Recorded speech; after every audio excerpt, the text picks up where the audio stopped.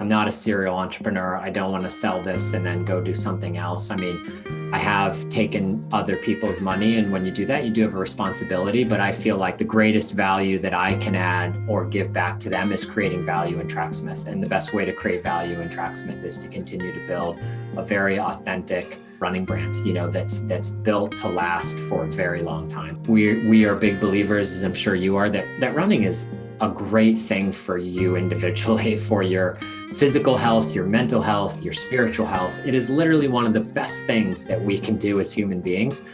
Listen, Stokely, where we try to be involved, to listen and learn for us all to evolve. So welcome to you and welcome the world. We hope you enjoy the stories to be told. Welcome to Stokely, a podcast where we explore environmental conservation, our human mindset and adventure. Each week we invite you into conversation with people from all walks of life, people who truly inspire us and set about contributing to a greater place for us all to call home. So please take some time to settle in for our conversation today with our host, Maya.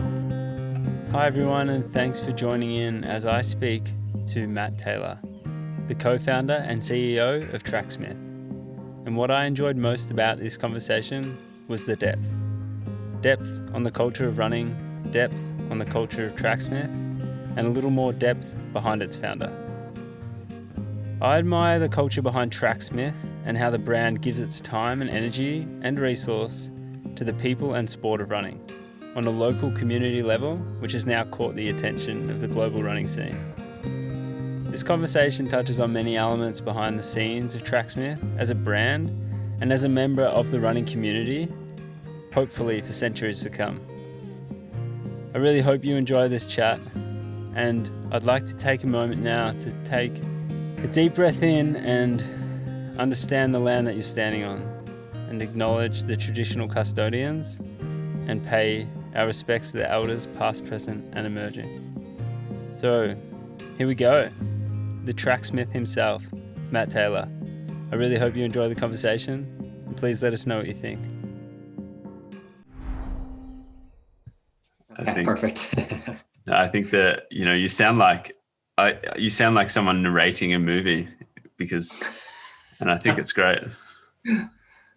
So everything we talk about, I want you to have that vision in your mind that you're of the most dramatic scene going on, and I will. Be great. I will narrate. I'll narrate a movie. Please. Thank you so much, Matt. So Matt, thanks so much for joining us, mate. It's really great to have someone of your, experience, caliber, and also just someone who has put so much time and effort and passion. Passion is a big word I'd use to describe what you do into the world and into definitely the sport of running, mate. So thanks a lot for joining us on Stokely today. No, thanks for having me. I really appreciate it. I'm looking forward to it. Yeah, mate.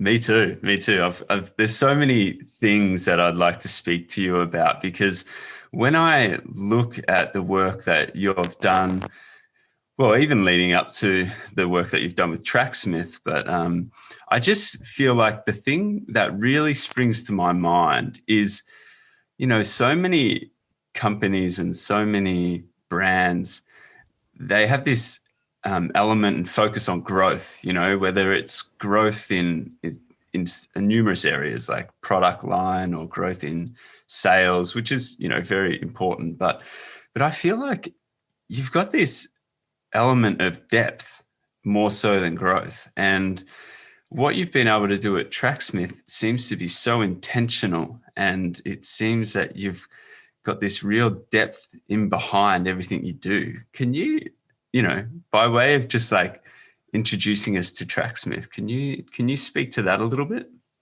Yeah, I mean, it's actually a really good observation. It's always nice to hear, because that's how we've always approached things. So it's nice when people sort of at least perceive it the way we intended, which is nice. Yeah, I mean, you hit on a couple things. I think one is when I started Tracksmith, and really starting with the first people I brought on board, maybe people that I asked to invest in the company, or anyone that I was just trying to explain the long-term vision that I had.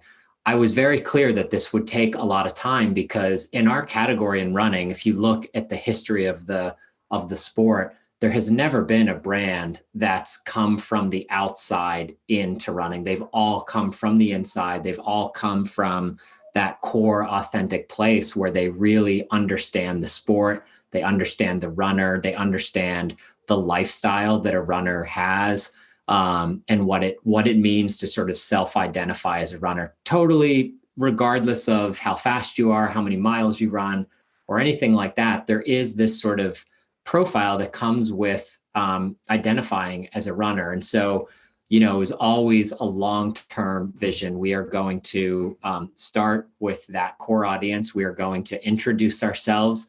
We're going to get product in people's hands and on their bodies. We're going to prove what we believe in around the quality of the product, the performance of the product. But at the same time, we're also going to dive really deep into the culture, because we're passionate about it. They're passionate about it. And if you fall into that category, most likely over the last decade or two, you haven't been able to really connect with a brand on that level, because as all of those other brands have grown, it sort of forced them to go really broad and shallow, whereas we've stayed super narrow but gone really deep. And that's an advantage that we certainly have, because we're small. We can make whatever decisions we want to make. We're not out there reporting our quarterly earnings and worried about a stock price or investors or anything like that. So we definitely are lucky in that regard, but it has been very intentional. And it's always nice when things go well. We have certainly been lucky. We've certainly had timing on our side, but I also think we've built a team of people who are also consistently executing at a really high level. And so that consistency over now 5 years, we're going into our 6th year, is really starting to pay off, because it's almost like running. You can't go out day one and, all of a sudden run your PRs. It just takes a lot of time. And even that first build up in that first training cycle, you're going to get to, a certain level, and it's going to take another one to be able to get above that level, and then another one. So it's just been consistency. We've been building a foundation over time, and each year, each season, we're able to sort of like layer on another level on top of that. Yeah, I think that is super impressive. It must be so hard to do, to keep that sharp, narrow focus on what you truly want to put out there to the world. I was speaking to a very good friend of mine who actually lived for quite a few years up in Boston, and he's got a company, and we were speaking about how difficult it can be to find that balance between really sticking to your core values and the reason you exist, and having to justify to other investors in the business and part owners that you're not aiming, this decision that's being made is not aiming to grow revenue and growth and et cetera, et cetera. So what are the things, because you lead this company and make a number of the decisions that are a pinnacle in where it goes, like what do you do, and what are the things that guide your decisions to make sure that you do keep so focused and going in the direction you want? It's really easy when you come from the spot that you're trying to be a part of, right? And so I don't want to, it'll sound too flip to say like it seems like second nature to make those right decisions, but you did hit on something that is, again, we're a little bit fortunate that, even people who have invested in the company, I'm thankful that they believe in my vision long-term, but like I remember very clearly a conversation with someone very early days at Tracksmith. In fact, I think the first Boston Marathon cycle that we went through as a company, we had the BQ singlet, and the Boston qualifier is obviously a standard that a lot of elite amateur runners strive for. It's a tough qualifier to hit, but it's achievable if you put in the time. And so to us, it just seemed like, okay, we're going to make a singlet special for those people. You know, you have to have qualified, you have to be planning to run the race. And if so, you can purchase that singlet. I remember having a conversation saying, you're limiting, like, what about people that have run 4 hours and they want to buy Tracksmith? You're not going to let them buy the singlet? And it was like, correct. We are not going to let them buy the singlet because, you know, there's a place for celebrating certain aspects of our sport, even if they're more niche or maybe they don't have that sort of mass opportunity. And so for us, it's always felt like second nature to just sort of do the things that we believe in, to do the things that feel really natural to who we are as a brand and who we are as an organization. And so, yeah, like I said, it's a little flip to say like it's kind of gut and second nature, but it's not some like matrix decision. We're not a bunch of MBAs sitting around plotting like SWOT analysis. It's just like, hey, does this make sense for our customer and for our brand? Is it who we are? And if it is, you know, we follow that instinct more than we follow anything else. Yeah. I think that's really important to hear that, you know, because it gets thrown around, right? That gut instinct, but it is super important. It's really got a place, especially when you're doing something like you are with, you know, your Tracksmith is such a huge part of your life. I assume. I mean, it is.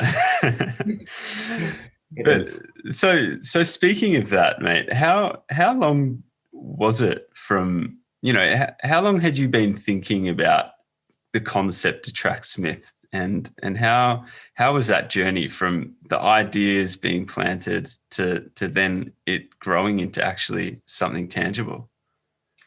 I mean, in some ways, it's been, I mean, I could almost say 20 years. And the reason I say that is because really from, you know, my first sort of foray into my professional career after college, I already started thinking about the sport and ways that I thought it could be elevated, the ways I thought it could be presented better, you know, to the public. I think that's a huge part of the issue that, again, this is more like the sport itself, not necessarily the apparel category, but the way that it's presented to the general audience. We all lament, all of us track fans lament, why is track not more popular, you know? And you watch one TV broadcast, at least in the US. I know in some parts of the world, it's treated much differently, but in the US, it's, you know, you'll watch a hurdle race, 6 replays of the hurdle race, and then you go to a commercial. You know, it's just like the break and like the inability to present something compelling to an audience is it's really frustrating. So anyway, even from my various early days, I was thinking about that. And I don't even remember, 2002 or 3, I did a project on my own where I started to document the lifestyle of collegiate cross-country athletes at 11 different schools. And the project was called Chasing Tradition. And I was just writing, I was filming, I was photographing 1 week at 11 different schools. And, you know, that was my first attempt. I'm actually probably even second. Even in college, I wrote a business plan for a running magazine because, again, I thought at the time, there's just not something for me. There's not anything that really speaks to me. And I think there's a better way to do this. But I was super naive. I didn't have the experience. I didn't have anyone, you know, I didn't have the skill set to actually do that. But I definitely had the idea and the vision. So anyway, you know, that wasn't Tracksmith, but that was storytelling. That was, again, passion around sort of the core running audience. And so anyway, that always percolated. My career went all over the place for a number of years. I ended up at Puma in a global marketing capacity for the running and training category. So then I got really close to sort of brand and product in a, you know, multinational, multi-billion-dollar company, which was an amazing learning experience. And it was really there that just sort of some of the ideas that had been bouncing around in my head for so many years started to come together. And at the same time, we're also starting to see, the rise of direct to consumer brands, although this was still the early days of that. And so, it's really been going on for a long time. And kind of even the early days, it wasn't even necessarily an apparel brand. I was looking at media and technology and apparel and footwear and accessories and events, and just trying to figure out where I thought there was an opportunity to do something distinct from what everyone else was doing, because I felt that was important, and also was a small enough hurdle to enter the market, without having to invest a ton of money, because I didn't have that, right? So that's where ultimately things evolved and developed into Tracksmith. They evolved into launching men's running apparel at first in 2014. And then 9 months later, we introduced our women's collection. And so that was sort of, the long, windy road to actually launching the Tracksmith brand. Oh, man. What a journey, eh? There's so much to pull apart in that story. You've breezed over so many years there, and so much. But so let's chat a little bit about running tradition. I feel when I look at some of the work that you've done, alongside the product, the way you document story, the way you choose specific topics and articles to write about through the journal on the website and things like that. I find it just really, again, intentional, and there's a different angle to it all, I feel. And it's great, because I think it really allows a lot of people to connect to it in different ways. Traditional, like running tradition is so rich, and I look at what you've done, and I can't help but think of other areas in the world, like fell running in the UK, and also like the Ekiden running in Japan. These little pockets of running that is, it just gets it's just so woven into the lifestyle and the fabric of the culture. How do you describe what it is like where you are in terms of the running culture, and why did you want to have an influence in the culture of the sport, as well as what people are able to run with on their back? Yeah, we're lucky in Boston. I mean, I say this, but I also truly believe that Boston holds a pretty special place in the global running culture. It is a little bit of the heart and soul, and maybe over time, some of that has dissipated a little bit, but certainly Boston, anchored by the marathon. It's been around since the late 1800s. It's been around, so the tradition carries there. But not only that, you have this sort of club scene. You have an incredible collegiate university program, that's in all of New England, across all divisions of the NCAA. So you just have like this mass of runners here that are knowledgeable.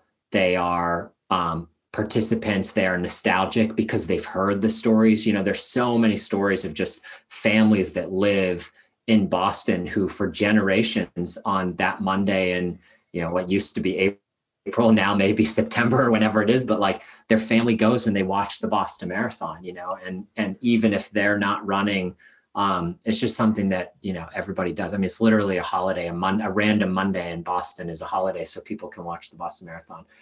That said, we've also been super fortunate in Boston to have a global influence in the race, and you talk about the Boston Marathon.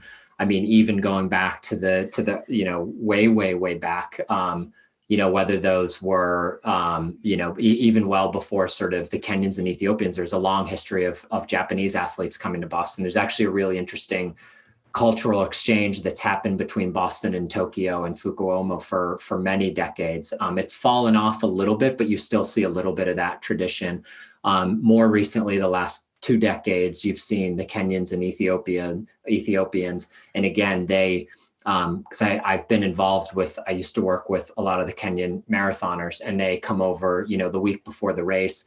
They're going out to elementary schools in Hopkinton, and they're talking to the kids, and the kids are there, bright-eyed, big-eyed, listening to a Kenyan athlete talking about their experience running and, E10 up in the mountains, or, seeing a monkey or a lion, like all those things that as kids, you're like, that's amazing, And so people just grow up here hearing those stories. And so it's way different than if you live. I grew up in Pittsburgh, and running culture didn't really exist in that city the way it does in Boston, where, again, starting at the elementary school level, you're watching the race, people that have run the race, you're hearing these stories. And so we're super lucky in Boston to have that history and that influence. And although the New England component of that is very strong, it does have this nice global cultural influence that's come in from, literally from all over the world. And you can look at the history of Boston Marathon and who's won and what countries have been represented. And it's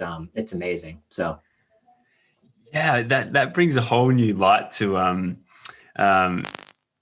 the Japanese winner. Was it Yuki Kawauchi? Yeah.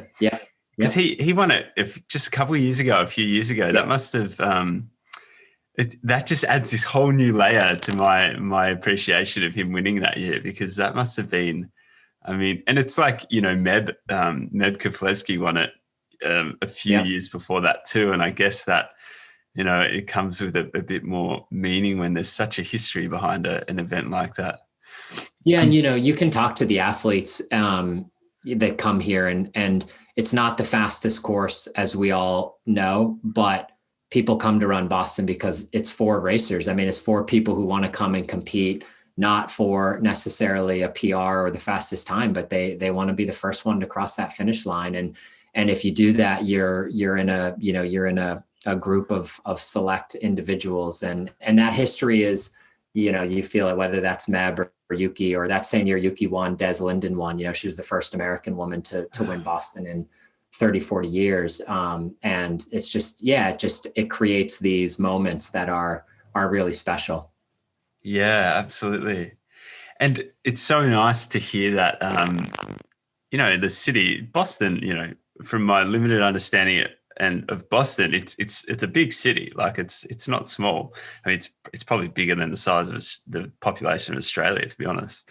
And it's to hear that the community of such a large city gets involved. That's unreal.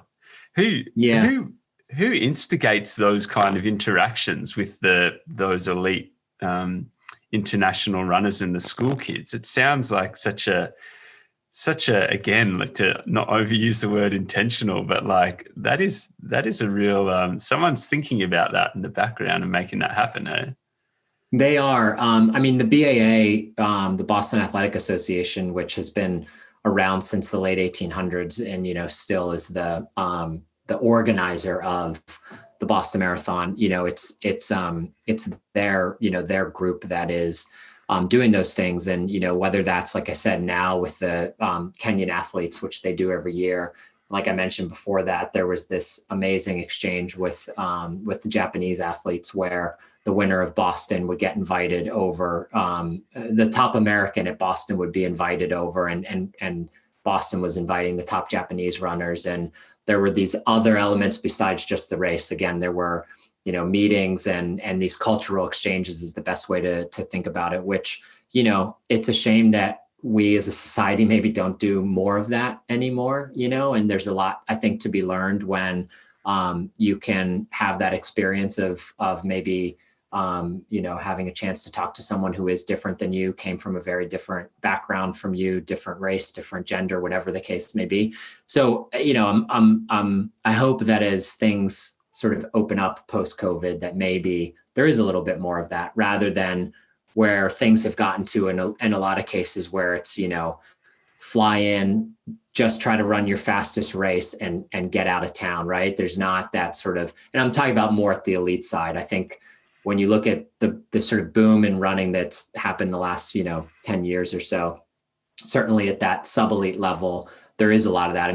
Before, you would run the races that were in your region, and now people are flying, New Yorkers are flying to Berlin to run the Berlin Marathon, not professionals, just average runners, right? Because of that experience and getting to experience another city and meet new people. So some of that's happening, but I hope at the sort of elite side, more of that happens as well. Yeah, definitely. It's almost like, you look at I guess the pinnacle of that being the Olympics, and, it's that opportunity where everyone can gather every 4 years. And I'm sure it happens as well with world championships and things like that too, like that you'd see the same people and you'd have that kind of atmosphere. But yeah, bringing it down to a kind of, I guess, more local level, for lack of a better term, like, yeah, it'd be cool to see. I also was, like Comrades in South Africa, another event that has that tradition is just so rich and history. And one of those events that, just once a year they have this, the whole country watches it. And I've heard, like it's this thing that brings the country together too. There's just so many different, so many different elements of that country that on so many other days don't celebrate the one thing, and on that day they do, and it's on TV and everything. I know. Yeah. Comrades is definitely on my bucket list. It just sounds amazing. I definitely want to experience it, whether as a competitor or just as a spectator. I would definitely love to see that someday. Yeah, absolutely. Hey, I totally agree.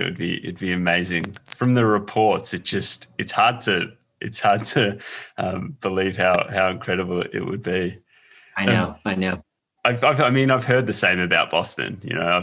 I've been lucky enough to do London Marathon, Berlin, Amsterdam, but I've heard Boston is just like also next level, which would be. Yeah.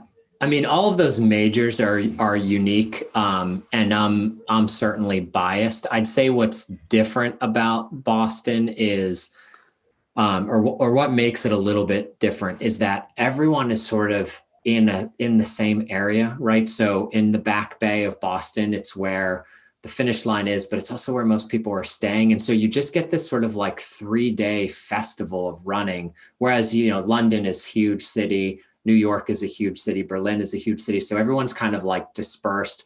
A lot of people were even staying like way outside of those cities and then traveling in the morning for the race, maybe because it's less expensive. But Boston for that particular weekend is like everyone's in this, 10 block radius. And it just creates this amazing atmosphere that's really hard to, replicate in other cities. Yeah. Wow. Amazing. One day, mate. One day. I'll see you over there. I'll be reaching out for a Tracksmith get up, mate, because I know sure. I found it super interesting that you had so many people or so many athletes, legitimate athletes running in the Olympic qualifying trials in America that represented Tracksmith. Can you tell us a little bit about how that came to be? Yeah. So the Olympic trials for the marathon were in Atlanta in February, and we had a year prior to that, or maybe even more than a year prior to that. We had a few employees who had either qualified or were close to qualifying, and then we also just had some friends in our network who, again, either were qualified or close to qualifying. And it just started there as like, hey, like, how could we support this group of athletes, right? Because, the nice thing about the marathon Olympic trials, at least in the US, is that because of the size of our roads and all of that, there can be a lot more competitors. When you get to the track, it's really select the number of athletes that can run the 10,000 or the 5,000 or the 1,500 or whatever.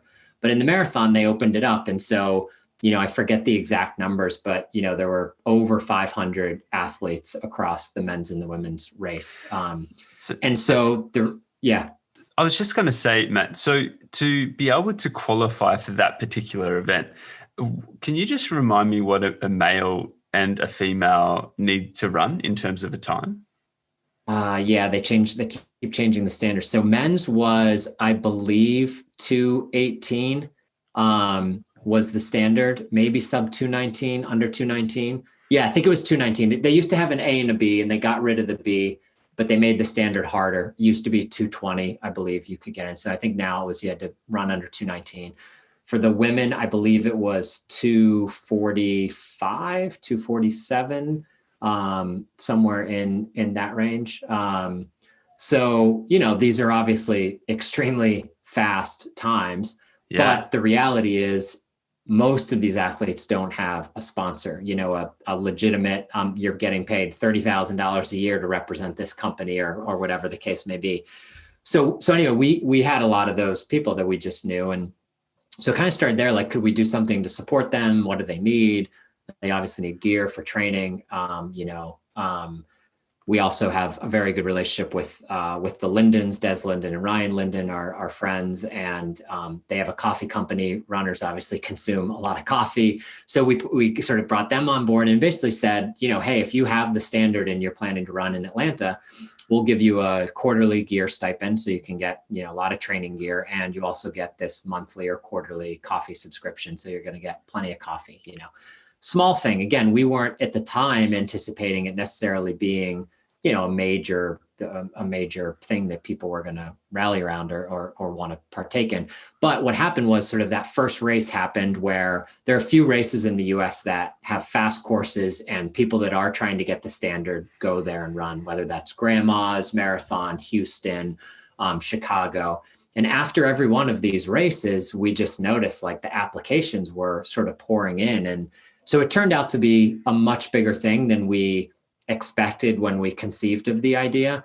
And the result was we had, 1 in 5 athletes in Atlanta were wearing Tracksmith, because we also made them special, race kits for race day. And so it just turned out to be, this incredible moment for us. I was there, and to sort of stand anywhere along the course, you couldn't stand there and just not notice that everyone was, wearing these Tracksmith kits. So that was amazing. It was a really proud moment for the team because we worked really hard, and, we had a hospitality suite at the, athlete hotel, that we manned almost 24 hours a day. People could come in and get a coffee. They could just sit and talk about the sport. We had Normatec pants. We had a massage therapist, so it was just a really nice, amazing experience for a lot of the athletes and for us as a brand.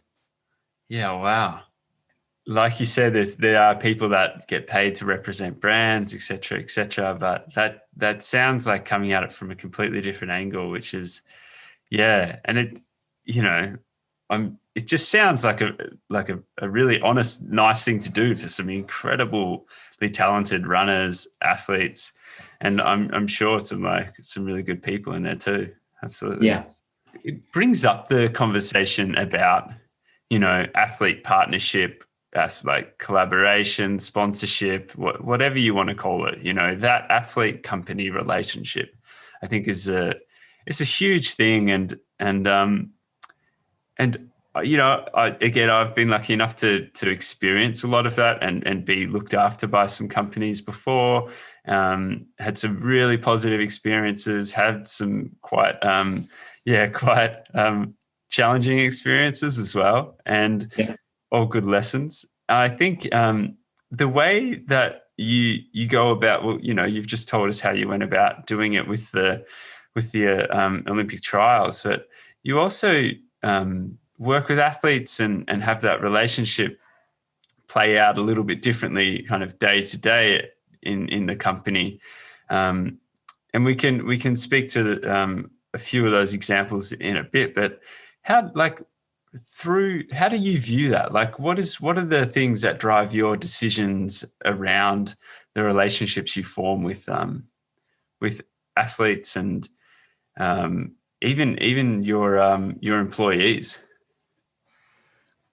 It really started from, before we even launched, the way we do our photo shoots to create a lot of the assets that you've probably seen, whether that's photos on a product page or a lookbook or a film, it's a unique way of doing that. And I worked in sports marketing, and I've been on, plenty of photo shoots, and we just took a slightly different approach to that. And what it has created are these amazing relationships with athletes who are, again, I'll say like sub-elite for lack of a better word. They don't have contracts with other brands, but they're very fast, right? They're qualifying for the Olympic trials or BQ or whatever the case may be.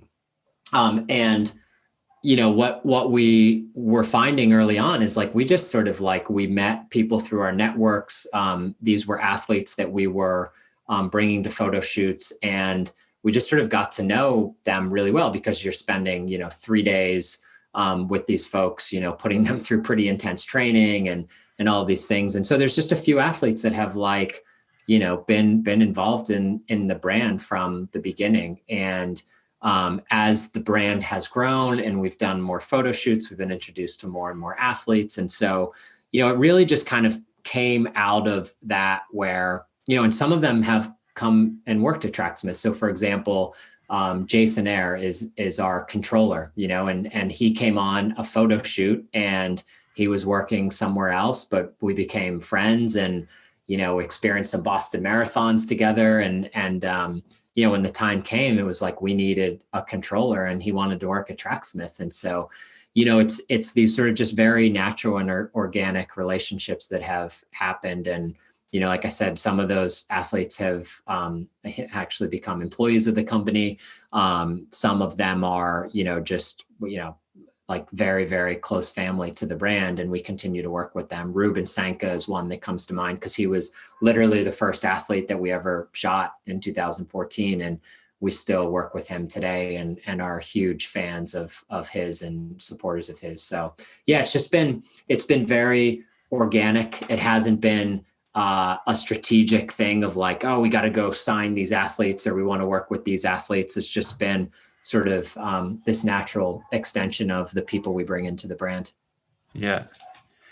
When I first, you've already mentioned a couple of the athletes, employees that you work with, and I'm sure a lot of people ask about the relationship that you engage with Mary Kane and Nick Willis, and I don't want to just ask about that, because like you said, they are incredible athletes in their own right, and I think they've got profiles which probably lead a lot of people to asking about that situation. But I want to ask about it because when I saw the I guess announcement of that, I think it was just via an Instagram post, I immediately sent that post to a number of people that are pretty involved in the sport as athletes and also as business owners of events and things like that. And I sent it and I just said like, wow, I'm just so happy to see this go down, because it just gives me this like someone's doing it differently, and that is just so good, because we need in so many ways to just shake up that status quo, and it makes me think about I think I'm not sure if it was Boston, but I do know that it was like 1972, right? That was the first year that I think a female was allowed to officially run Boston. But you said the race got created in the 1800s. Yeah. And I just think like, I mean, you don't need to be a mathematician from the 1800s to 1972. Like it's a very long time to allow females to race. And I think what you've been able to do with that relationship with Mary and Nick, thanks for looking after our New Zealand brother, by the way. You're welcome. I just think that it's just sets a precedence for what could be possible. So can you, speak to that example a little bit? Yeah, it's there's a few things, there's a few factors that sort of allowed that to happen. One is having worked in sports marketing, both at Puma, where, we had for track and field, the greatest probably athlete of our generation in Usain Bolt, right?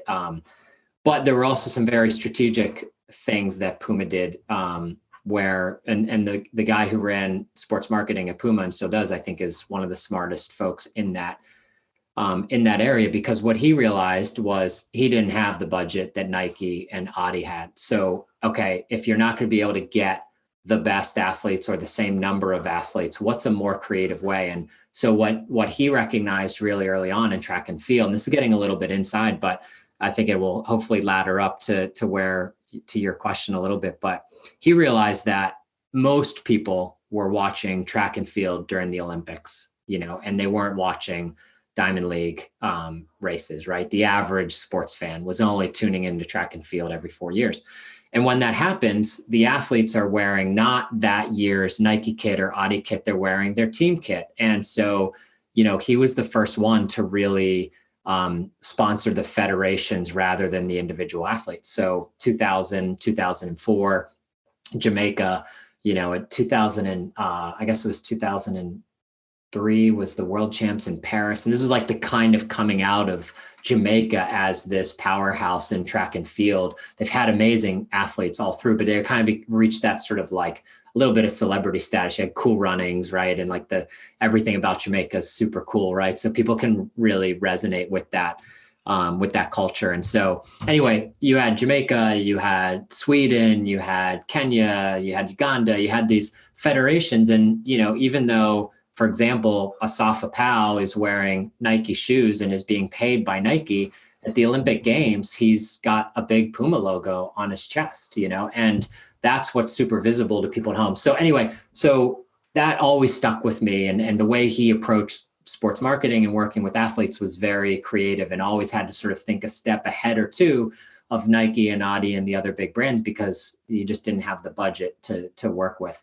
And so what I always have believed in, at least in track and field, is there are two approaches that can work. One is you sign every athlete and you pretty much guarantee that the ones that do rise to the top will be wearing your logo. And that's the Nike approach, right? You have hundreds and hundreds of athletes in the sport.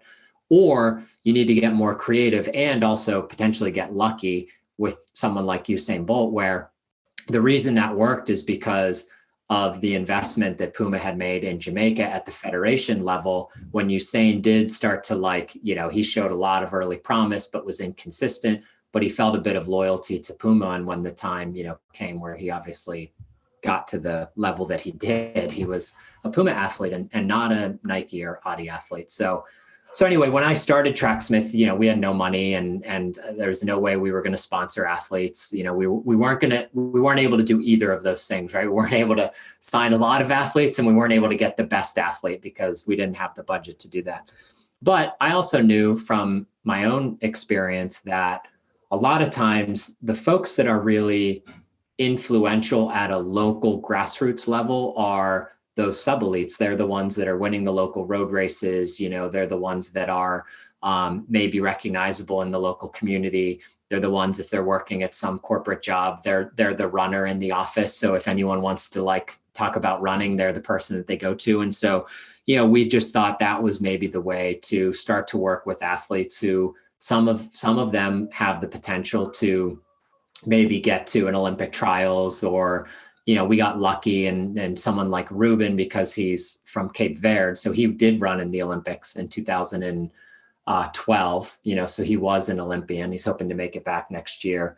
But because he's Cape Verde, it was a little different situation for him. But anyway, it's a long way of saying that we always thought about how could we do this a little bit differently. And it's not that I didn't want to sign athletes or work with athletes at the sort of elite level, but I just knew we had to find a different way to do that. And so it really came out of this sort of thinking is there actually ways that they could add value to the organization beyond just running in the product? And I started to explore this idea really about 2 years ago with another athlete who was a very creative individual, Alexi Pappas.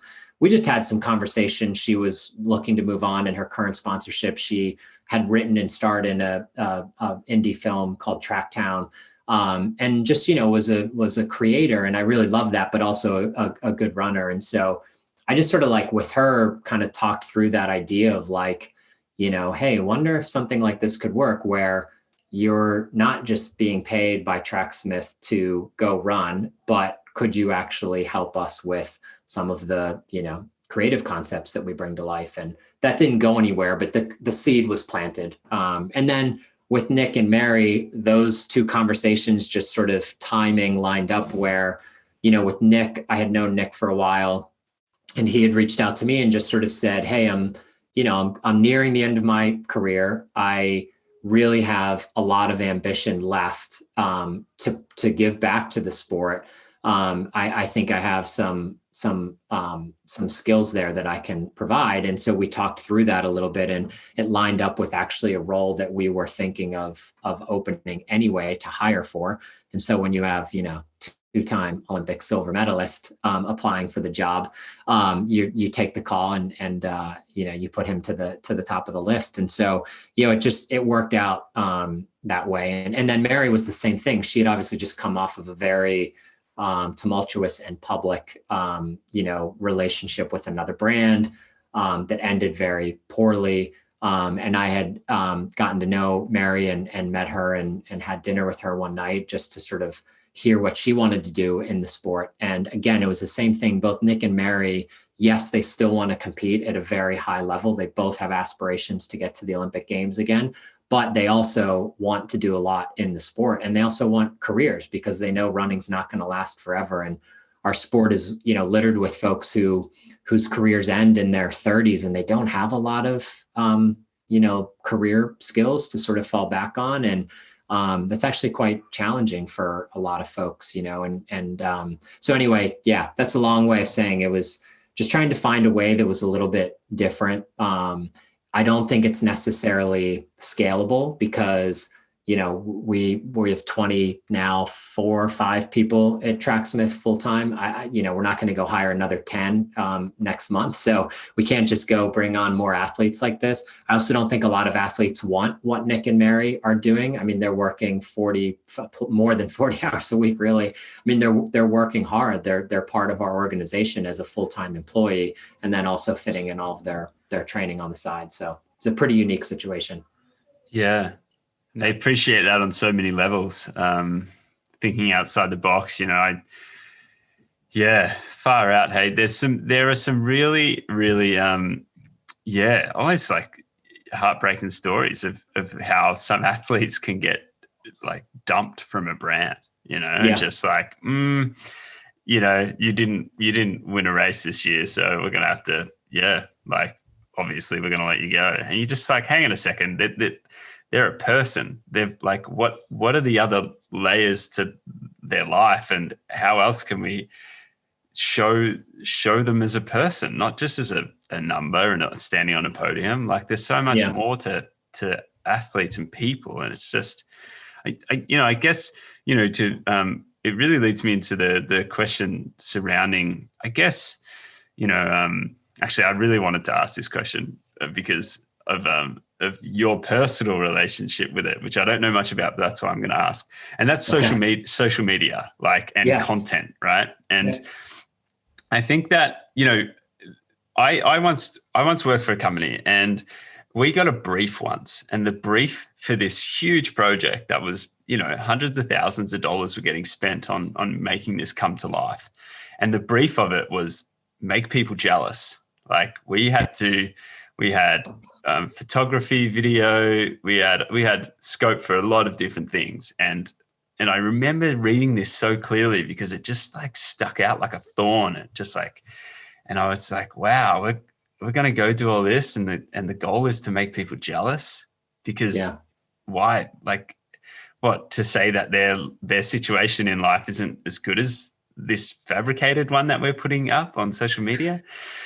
Yeah. Anyway, mate, this is going to be a big question, but I wanted to ask, firstly, what your relationship is with social media, because I tried to search you down, and I came to realize that you're not really on it. And also, we'll get into it afterwards, but what drives the content and the story that you want to put out to the world from a Tracksmith point of view? Yeah. personally, I don't use social media. I do have accounts that are lapsed. You know, they're there. I'm actually should probably go just delete them because I don't know what I used to say 3 years ago, or actually even more than 3 years ago. 6 years ago was probably the last time, right? So I don't know. I have a very personal perspective on social media, and then I have a more pragmatic business approach to social media. And personally, I just don't. I mean, we all, at least now, I think it's starting to come to light some of the negative aspects of it. And I have 2 young kids that are 8 and 10, and I even see they're not on social media, obviously, but occasionally will play a game or some, and even games, the way that games are being designed now. You know, I'm going to sound old and a curmudgeon being like, the games that we played when we were kids, they weren't built the same way. They weren't built to like play with your mind in a way that really creates an addiction. It really creates a need to like check in.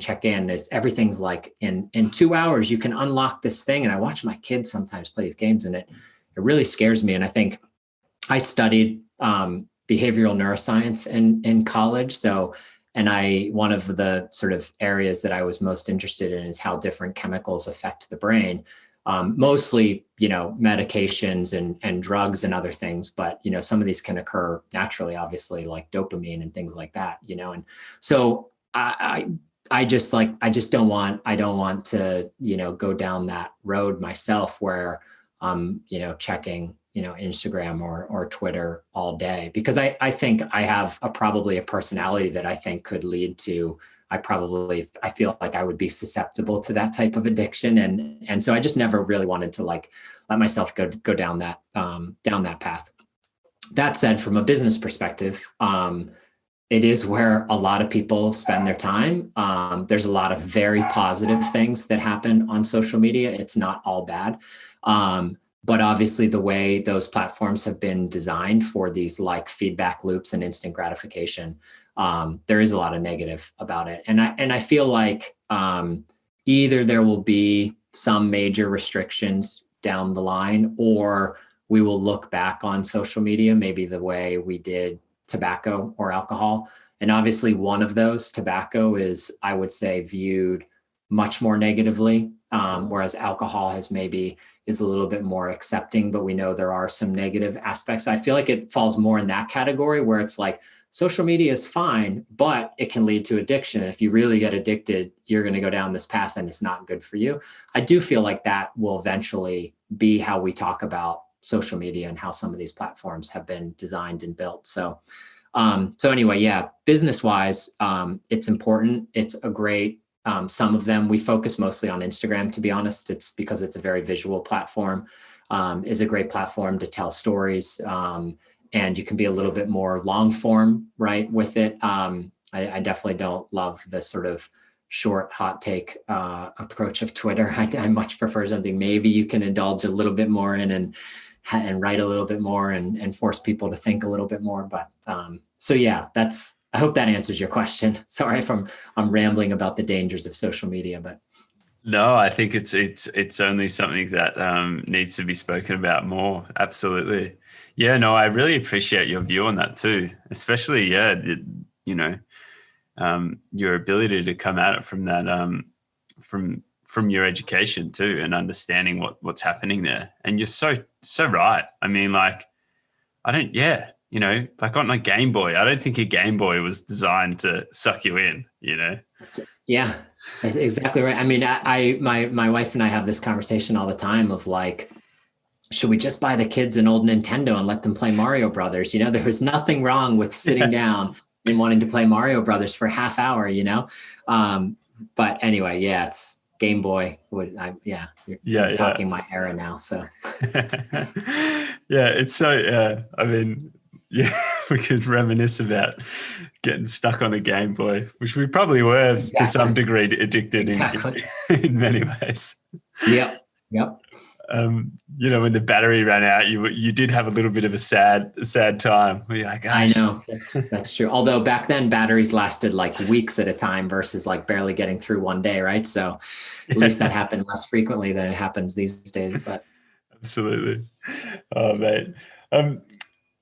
So I wanted to also just like some of the things that you've put out there in terms of content, I think is really cool. Like, I was reading through a couple of the journal articles, one about a gentleman, I think his name was Simon Cook, who did a PhD in running commuting, which spoke to me in like on so many levels, because I started getting into running, like really getting into running when I started run commuting in London, which is where he did his PhD, like a lot of his PhD and stuff. So I was all in on that one.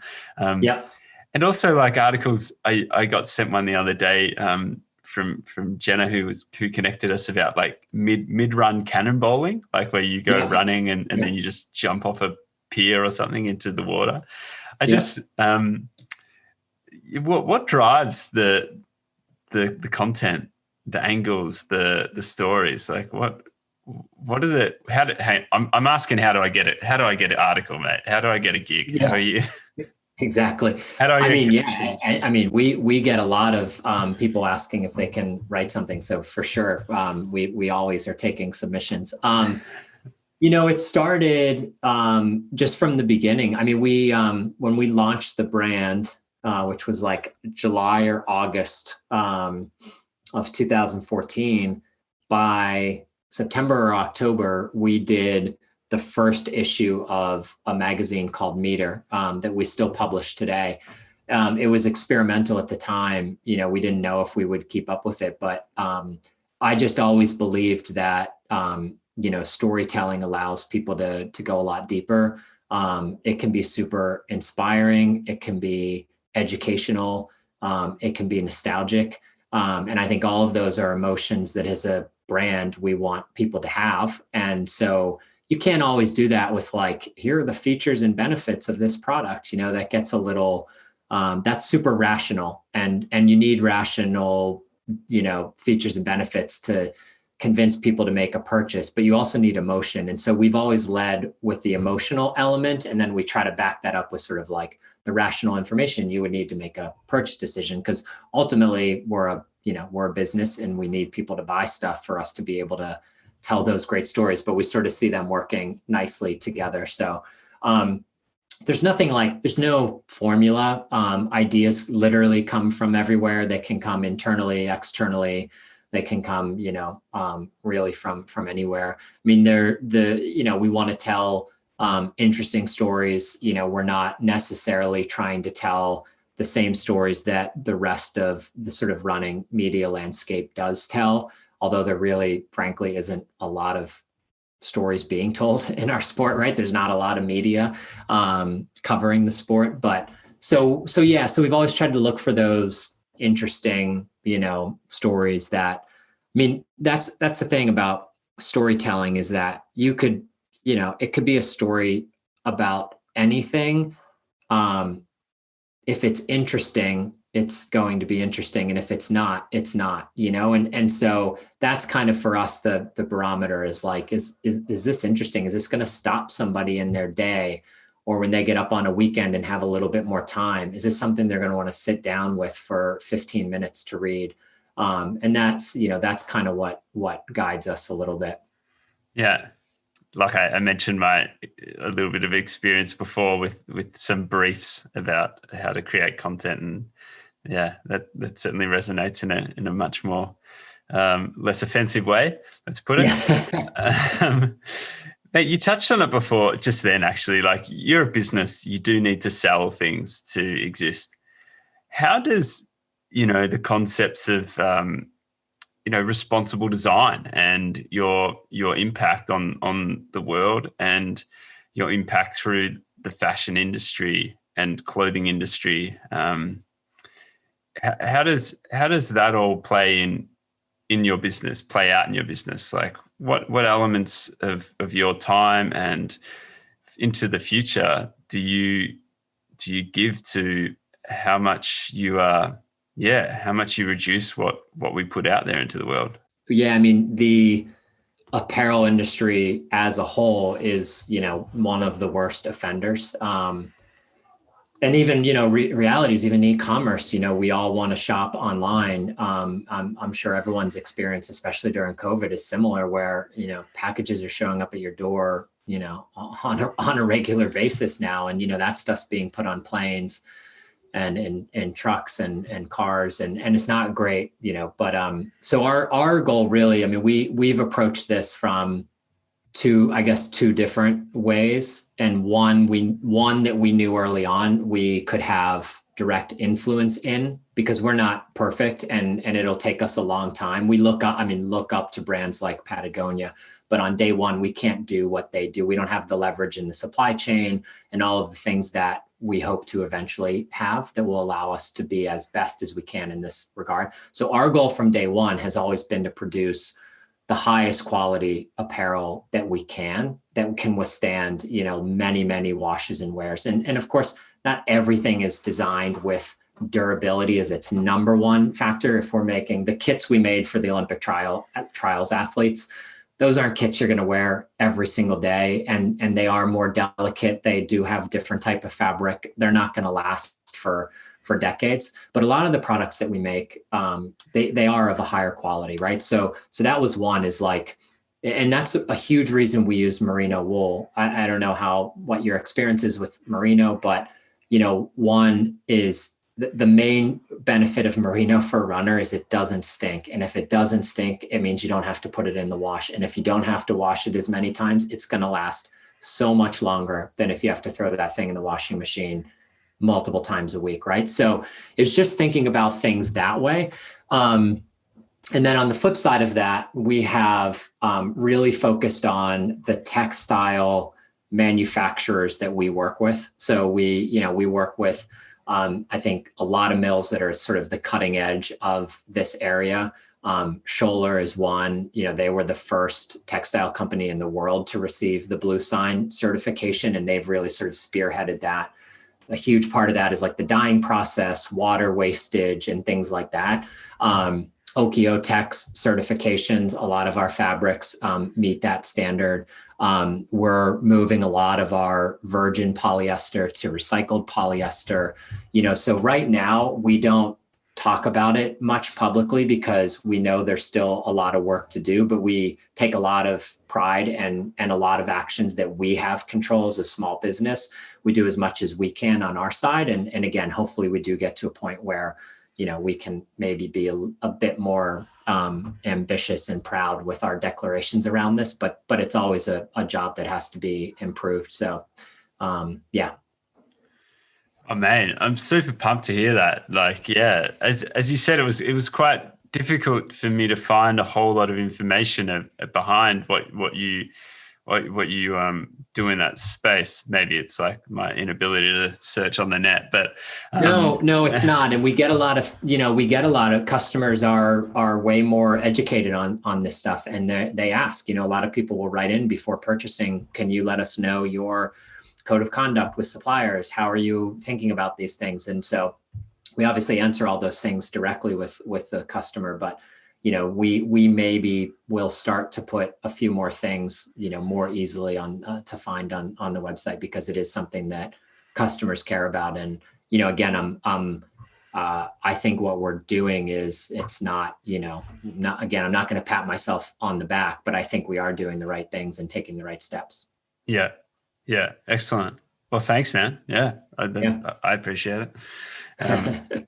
It's cool to hear that customers are reaching out about that stuff too. That's something I wasn't. Yeah, it's hard to know. You don't get that kind of insight. But that's really interesting. And I guess you can do that now. Be conscious about what you buy before you buy. Or Matt, like, there's so much more I have questions about for you. Like, the extreme. The extremely good things you do with like the fellowship grant, also like the virtual races and things that you've kicked off, that your involvement with like trying to make sure you save the collegiate like race system. I know I'm messing that terminology up a little bit, but you put out a post recently about how to, save the track and field programs for a number of, I think you call them colleges. We call them universities. Yep. Yeah. Some are colleges, some are universities, but yeah. Yeah. So, all that work, mate, it seems to come from like I said, a very intentional and genuine place. And with, the sport of running being a real backbone behind it all. So I would love to ask you about all of that, but at the same time, I do want to be conscious of your time. So I guess to finish, where's this all going to go in 10 years time? Or how long's Tracksmith going to be around for, mate? Is it going to last as long as it's singlets or what? I hope so. I mean, I really do. I obviously, and the word intention is a really good one to use, which we kind of led the conversation off with, because, I didn't set out to build something that I'm not a serial entrepreneur. I don't want to sell this and then go do something else. I mean, I have taken other people's money, and when you do that, you do have a responsibility. But I feel like the greatest value that I can add or give back to them is creating value in Tracksmith. And the best way to create value in Tracksmith is to continue to build a very authentic running brand, that's built to last for a very long time. So that's always, I always joke, like, I hope it's around 100 years from now. I hope if my kids ever get interested and want to be involved in the business when they're older, I hope that they would have a chance to do that, So it has been very intentional in that regard, but there's also, it's a long way to get there. Like I said, we're heading into year 6. I guess maybe, 10 would be a really nice next milestone to start thinking about. That'll be 2024 Olympics in Paris. It's be a nice place to celebrate the 10-year anniversary for Tracksmith. The best way to answer that, I think, is that I have no desire or ambitions to go outside of running, right? So if we're going to continue to grow and build a brand that can be around for a really long time, I think it would be more likely that we would continue to go really, really deep in the sport rather than, let's think about maybe something that you could use for yoga or to get on a bike or, go into some other sort of like complementary, sport. So I don't know. It's a good question. We don't have the bandwidth, thankfully, to think much beyond the next 2 years is usually how we think about things. And that all got a bit upended with COVID. This was supposed to be an Olympic year, and we were quite excited about that and had some pretty big plans. We'll push those things to next year. But yeah, I hope that it's, I hope 10 years from now, I hope it feels the same. I hope it looks the same, but is known by more people. That's the way we think about it, is it's like, we just, we live in this bubble where we think everyone knows Tracksmith, but the reality is, only a tiny fraction of even runners know Tracksmith. And so it's just going to be an exercise over the next few years of finding ways to get the brand and the product in front of more people. Yeah. Oh, excellent, mate. That's super nice to hear. I appreciate that. Coming to Australia, getting to Europe, there is some international demand that we have a really hard time, obviously, fulfilling because it's expensive, to ship stuff. But yeah, Australia is one of our top international markets. So yeah, someday. What city in Australia is the biggest? That's a good question. I actually haven't looked at the city level, so I'm not really sure. But I think Australia. I think it's like the UK, Canada, Australia, some of the Nordic countries, France, Japan. Those are kind of our top non-US markets. Yeah. Oh, cool. Yeah, that's interesting. Yeah. Matt, one more question, mate. Yeah. What can runners do? And when I say runners, I say people of any caliber, once a week, 5K, all backgrounds, all ethnicities, all, anyone who puts on a pair of runners, or doesn't even have runners and puts on no shoes at all, or just puts on a pair of shoes and goes running. Because sometimes I see those people run past and I'm like, they are definitely not wearing running shoes, but they're running. And I love that person right now. Yeah. You know? Yep. Cotton t-shirts, you know, people just getting out there, getting it done. It's so inspirational to me. I absolutely geek out over that. But what can we do? You know, it's there's so much focus on the company. What are you going to do for us, Tracksmith? But what can we do as a community, as an individual, as a runner, as you know, what can we do to help go a little bit deeper on this sport and take it to more people, you think? That's a great question. I mean, I think it's almost not, it's not the runner's responsibility, but maybe it's like a collaborative effort of how do you sort of create consistent interest in the sport? Because I do believe that would help bring more people to the sport. And we are big believers, as I'm sure you are, that running is a great thing for you individually, for your physical health, your mental health, your spiritual health. It is literally one of the best things that we can do as human beings. So like, how do we get more people to experience that? And the challenge we all have is running is not something you do the first time and fall in love with it. It takes a little bit of repetition and consistency to sort of get through that first barrier of like, oh, this is kind of painful. I don't know why people like this. You know, we've all experienced that at some point because we all started at some point. And so, you know, I wish that people followed the sport a little bit more. I wish people raced a little bit more. I do think that having that experience of setting a goal, training hard, and trying to achieve it is a very unique and distinct and profound experience that any individual can have. I mean, it's literally like it's like, you know, it's to sort of set a goal for you. And it doesn't have to be in running, but what's unique about running is it doesn't really require anything else. It's very individual. It doesn't require teammates or machinery or, you know, anything else. It's just you and pushing yourself mentally and physically to see how fast or how far, whatever the goal might be. And I think when people experience that, it opens them up to be more interested in what other people are accomplishing and doing. I mean, we're seeing huge surge right now in trail running and ultra running and some of these things that are not the traditional forms of you know, track and cross country and road racing that we're used to. And I think that's great to sort of broaden that lens a little bit. So yeah, I mean, that would be like, if there's one thing I love when people who, and I'm kind of cherry picking your how you started this with thinking about someone that maybe is doing it just once a week. You know, for me, if there's one thing we as a brand and I personally love to see people do is have that experience of actually training for a race. I think competition is amazing. I think it's healthy. I think it's something we all need to do in our lives. And so that'd be instead of running 5K once a week, train and race a 5K and see what you can do. Nice. I like it. I saw it recently, you know, I think it must have been, it's a little clip that you made actually as a company. I think it's, is it race day is still sacred or? Yeah. And now I understand where that, that really does come from. That's cool, man. Yeah. Yeah.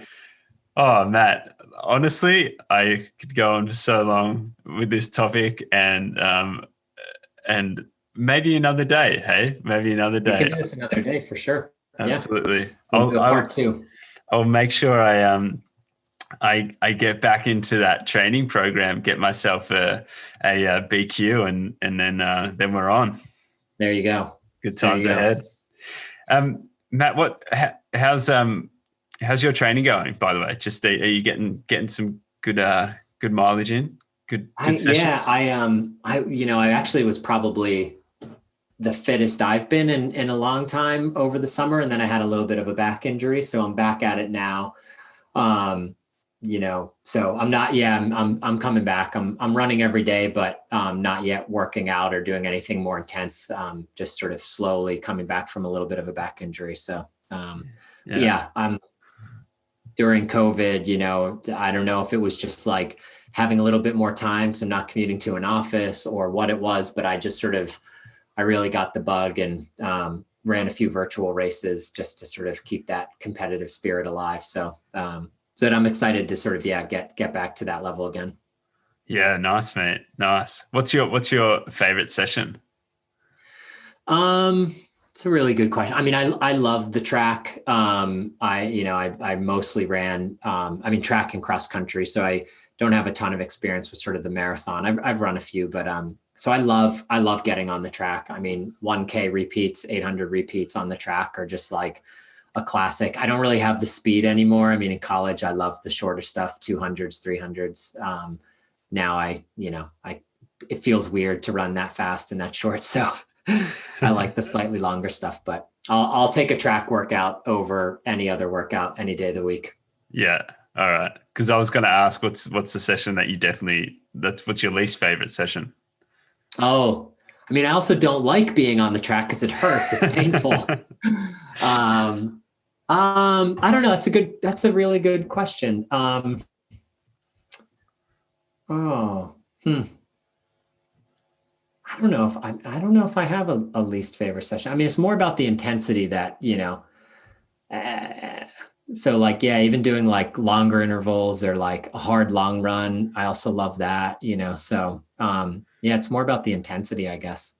To me, like when I think back to like my college days, when I was, doing this every week at a really high level, it is true. I mean, there's something that I get scared and nervous, but I love that feeling of really like pushing yourself. You get to that spot where like you can't even do simple math in your head. You can't think straight. I love getting into that, putting myself into that world. The things I didn't like that made an experience not great really were more around like weather. I hate running in the wind and I hate running hard in the cold. I would take like 80 degrees and sunny and do my hardest workouts in those conditions over 30, 40 degrees and windy. So weather is more the factor that makes me like or not like something than the actual workout itself. Yeah. I can resonate with that for sure. It's funny you're like the answer to that question, what's your favorite and what's your least favorite, is quite often the same answer. And I've come to realize it's quite often the same when you ask what someone's like favorite gel is. It's like, I like orange flavor, and it's like, what's your least favorite food when running? And like they say, well, yeah, probably the gel. Like after 4 hours, I'm done with it. Exactly. Matt, so yeah, mate, thanks so much. Hey, it's unreal to get to know you more as a person and also to know what really does what does bind the fabric of Tracksmith together. It's super cool, mate. Interesting and also really inspiring to hear more about it. So thank you. I really appreciate that. Yeah, no, I really appreciate that. Thank you for having me on and for asking a lot of thoughtful questions. I really enjoyed it.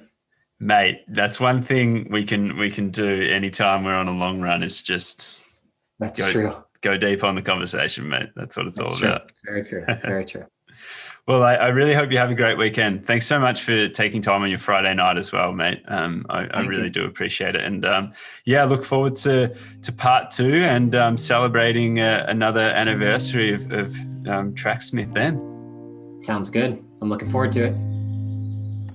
Thanks for tuning in today for my conversation with Matt Taylor, co-founder and CEO of Tracksmith. I really hope you check out what they're doing and just take some inspiration from what they're doing, because it's definitely a bit of a game changer. It's something that I obviously feel strongly about, changing that status quo. So please check Tracksmith out and send Matt and his team a shout out if you're into running as much as I am, and hope to see you out there getting after that 5K trail running or track running or road running goal. Look forward to hearing how you go. Until next time, keep well.